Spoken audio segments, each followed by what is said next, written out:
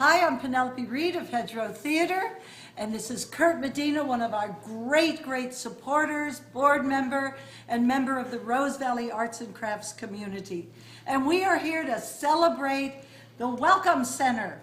Our very special major donor, the Wyncote Foundation, and a host of wonderful friends are having a party celebrating the new lower lobby, the entrance, the pointing of the walls. We're having a blast. It's a wine party, and that's an enticement to have you come, and it's an auction.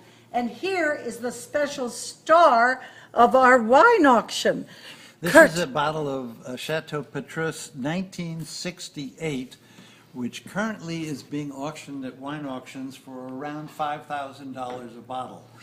Now, we make no promises on the value, but it should be a fun auction.